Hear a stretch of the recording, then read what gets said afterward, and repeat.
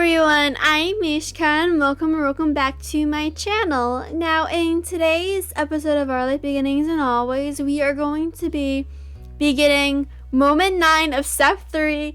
Oh my god, I can't believe we're almost done with step 3. I'm like just waiting for it. And then we move on to step 4 and then just, oh my god, I can't believe we're almost done with this game.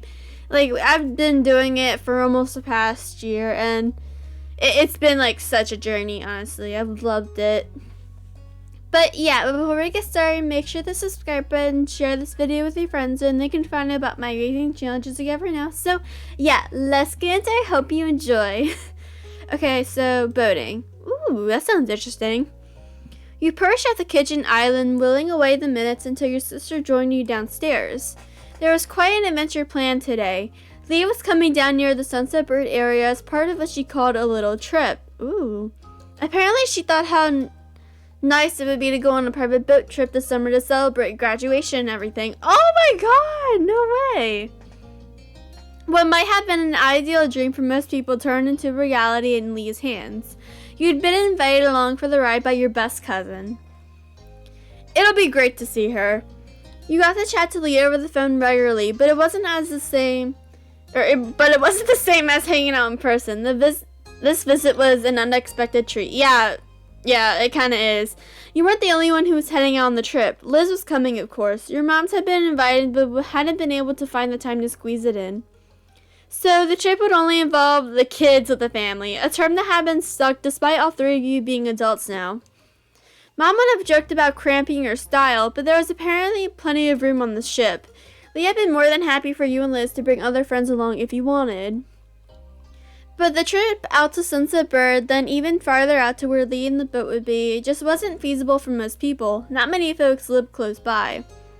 There was naturally one person around who would always be there for the ride, Cove. You were just about to meet him outside. Leah had been glad when you told her he'd be able to come along today. Just as you were thinking about your cousin or plans for the day ahead, your phone sprang to life. Glancing at the display, you saw that the incoming call was from Leah herself. You answered it without pause. Hey. Hey. Hi, Leah. Oh my god, you're so pretty. Wow. Leah's so pretty. She dove straight into the topic, the trip meetup. You could hear the trill of excitement in her voice. I'm here now and everything is all set. All you've got to do is show up and we'll be off. Woo! She spoke quickly and animated by anticipation. Hooray! You echoed her enthusiasm. Great, can't wait to see you. Liz and Cove are definitely still on the board too, right? Yep. Wonderful. There's still a bit of time before you're due to set off. Is there anyone you want to extend a last-minute invite to?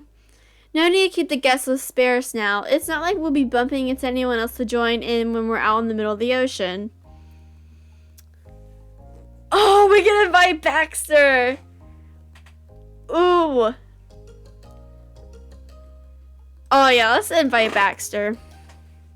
Invite him. You've got to see if he wants to come. I need to see who your new friend is. Alright, I'll do it. No idea if he'll be free, but I can try. I'll let you go. I have to if I want to see you here in the flesh. She uttered the last words dramatically, making them sound more like a threat than a statement. Laughing, you shook your head. Lee chuckled along down the phone. Bye, Lee. Bye! Oh my goodness! Now that your attention was free, you looked over to the stairs to see if Liz had emerged yet, but there was still no sign of her. You figured you might as well go out and see if Cove was ready in the meantime. Besides, you needed to stop by Baxter's place to invite him along. Liz would catch up, but you were sure. Let's send her a text. You grabbed your phone one more time to let her know where you'd gone. With that, you hopped off the chair and headed out of the door. A sunny day greeted you, shielding your eyes with a hand. You admired the sky. It looked like good weather for heading out on the water. That was something. You heard your name called and turned automatically. Cove was the source of the call. He was standing halfway between his own house and yours. He waved at you as he walked over. Aww, run to him. You tore across the street and pounced on him, wrapping him tightly into a hug. The wind and gas you knocked out of him turned into a chuckle halfway. Hi, Cove. Ready to go? Cove nodded easily, blinking languidly. Oh my god, in the sunlight. I don't know how to say the word. Then his mouth curved into a gentle smirk. First jet skis, now a boat. What aquatic transportation device is up next for us? My money's on a submarine. Oh my god. You laughed. It had been an adventurous summer for sure. Cove grinned, pleased that he amused you. Cove glanced away, chewing his lip with consternation. Oh my god. I can't say these words. Is it really okay for me to come? Of course, you don't even have to ask, right? Cove rubbed the back of his neck, frowning as if trying to work it out for himself. Yeah, it's just, I don't know, this is a really ritzy trip, and Lee's your cousin, not mine. I mean, the two of us, me and Lee, are friends maybe, but it's not like we've ever hung out on our own. I'm kind of worried I'm going to be out of place. There is no way you'd be left out, Cove, and that's thanks to you. Aww. His voice was affectionate, with particular emphasis on the final U, like it was the star of the collection. Aww! Cove managed a smile, a small smile. The worry hadn't lifted from his rigid shoulders, but you could tell that he was attempting to project a little more confidence. I'm gonna go, don't worry. Good. You were satisfied with that. Ah, and I meant to tell you, I'm gonna be inviting Baxter too. I've gotta check if he's in now before we run out of time. Huh? Really? Cove was stunned. He hadn't been prepared for any extra surprises. He shook it off, however. Alright, it's not like this is already gonna be awkward for me. Oh my god, be quiet. He was joking mostly. I'll wait for you here. Okay, Cove, I'll see you in a bit. Bye, Cove. You strode over to the condo Baxter was staying in and rang the doorbell. You recalled the last time you had been at Baxter's door. It was when he had invited you over for a visit. It was nice that you'd been able to extend your own visit this time. Invite. Oh my god. Before memories could claim you, the door slid open. Baxter looked out, his head tilted in interest. Nice to see you. Mina, what a nice surprise. He folded his arms over his chest, leaning casually against the doorframe. Is there something I can do for you?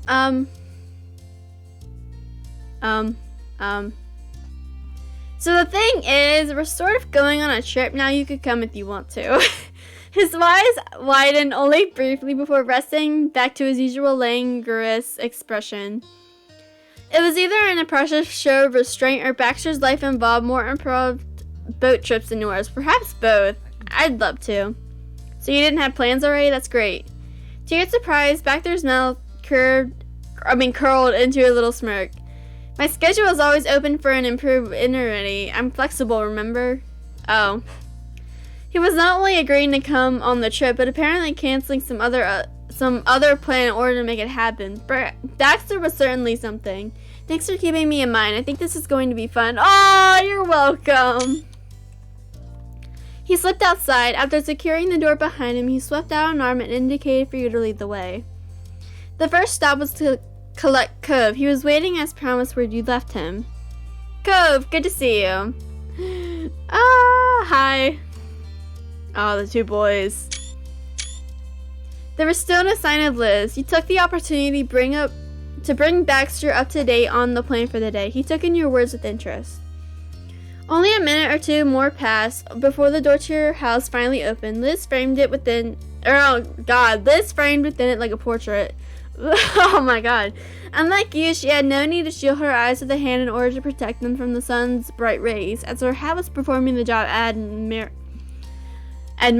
Oh my god. Oh my god! Everyone looks so nice. Oh my god. Spotting you, she headed straight over. She smiled warmly at you and Cove as she approached. Her attention then promptly turned to the group's new addition. It's nice to see you again, Baxter. His eyes closed as he bowed his head in a nod ever so slightly. And the same to you. When did they meet? I don't remember when they met. Liz and Baxter. Or Lizzie. Oh my god, when did they meet? I don't remember. Okay, I don't know. Living in the same street had given Liz and Baxter the opportunity to get to know each other over the course of the summer.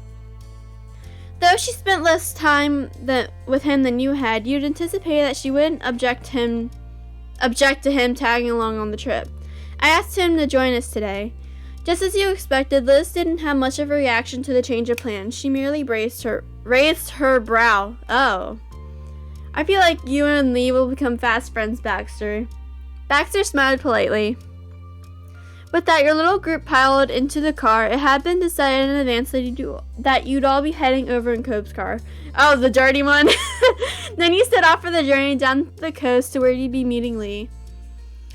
You wound down the California shoreline with sparkling ocean waters on one side and craggy cliffs on the other.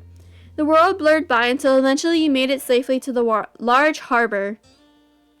It was a far grander scale than the one near Mr. Holden's shop. Boats 2, 3, and even 5 times larger could fit. Jeez. Liz took charge from there, calling up your cousin to guide you the rest of the way. Lee did her best to explain where precisely the boat was docked. Given that she was doing it without seeing where you were and that it was an area she was only slightly familiar with herself, she did a pretty good job. Oh. You took a bit of fumbling, a little retracing of steps as your cousin and your sister had different definitions of orange. That was rusty brown, Liz had protested. But before too long, you heard her voice calling you, not from the phone in Liz's hand, but over the wind rolling off the ocean. Searching for the source of the sound, you found her on the prow of a ship, jumping in the air and waving frantically for your attention. You'd arrived. Liz dashed from the boat over to the gangway where you boarded one by one. Hi everyone, I'm so glad you got here, okay? You could tell even if she said nothing, her bright grin as she saw you all spoke loud and clear. Hi Lee! No, you gave her a full-on hug. Oh, Lee! Aw, she's so pretty.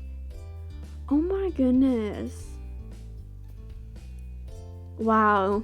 That's crazy. She's so pretty. I mean, she's always been pretty. But, I mean, like, pretty. You wrapped both arms around her and pulled her tight against your chest. Squealing, Lee returned the hug just as tightly. After greeting you, Lee turned to look over the faces of the others who'd be joining you on your ocean voyage. Her attention was immediately pulled to the only one in the group that she'd not met before. Grinning, she approached him. I'm Lee. I'm so excited to meet the mysterious new man on the block. What a coincidence. I was looking forward to meeting our gracious host for the day. But I must confess, I'm not that mysterious. I'm rather open. I do hope that doesn't come at a disappointment. Not at all. I can appreciate forwardness. Welcome aboard. Oh my god. With that, she glanced over the others. Lee, thanks again for taking us on this lovely trip. Cove hovered awkwardly behind you and your sister. Even with Liz's broad sun hat, he was too tall and the group too small to hide effectively. He made fleeting eye contact with Lee and looked away. Hi, thank you for letting me come. The boat was cool. He chuckled nervously. Lee smiled, entertained by his bumbling phrasing. Hi, Cove. She giggled as she spoke, unable to hide her amusement. Cove lowered his head.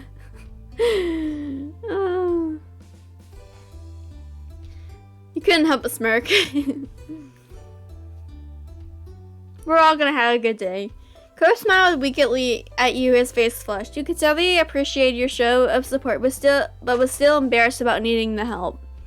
The floor seemed to give beneath you. As Lee whooped with delight, you realized that the ship had pulled out into the water. Ooh. It had been so steady while it was moored that you temporarily forgotten you were on solid ground. Now as the boat rocked beneath your feet, there was no doubt you were truly setting sail.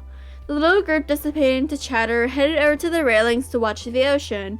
You were ruffled by the breeze, which seemed stronger out in the water than it was back on the shore.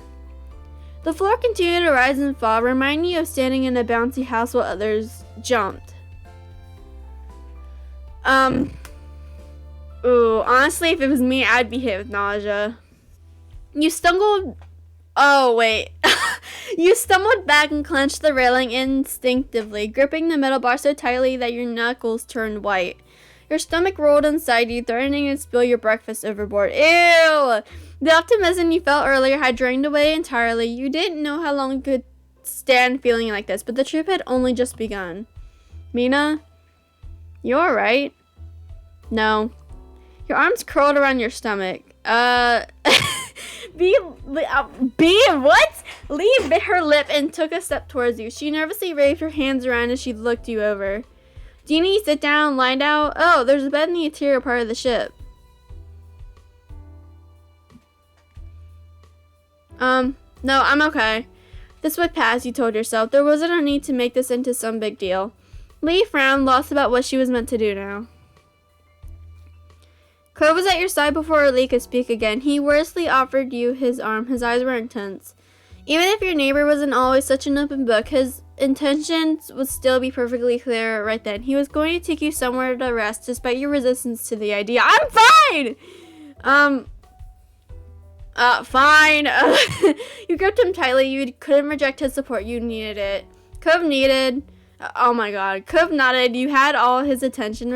Without removing his gaze from you, he spoke out. Which way is the room? It's just past... oh no. Lee's words started to blend together. Your cousin was talking while gesturing, but the meaning of it all couldn't get through the fog forming in your head. Okay. Oh god, what have I done? Cove's voice was clearer to you. He tilted his chin off to the side to where Lee had just pointed. There was no question that you needed to get away from this. With Cove leading the way, the two of you slowly walked over to the room inside the ship. You followed his feet, looking at anything but the edges of the boat. You leaned against him. He held up the weight without complaint. He felt sturdy, which was a small relief in your discomfort. And this is where we're going to leave off today's video. Okay, everyone. We have just started to be on, a ship or whatever, and our character got sick. Only reason why I wanted to do that was because I actually have been on a boat before, and I got so seasick. Oh my god, it sucked. Yeah, the tour was for to see dolphins or whatever, and yeah, it was a waste of money. We didn't see anything. But yeah. Yeah, I felt so seasick, and I was so glad to get off that boat. But the thing is, I couldn't lay down. It was like a public tour of seeing dolphins and stuff. None of us even saw anything. So yeah. But yeah, I'm gonna end today's episode here. Thank you all so much for watching. But lastly, you're Jimmy. Thank you for watching. Have a wonderful day, everyone. Bye.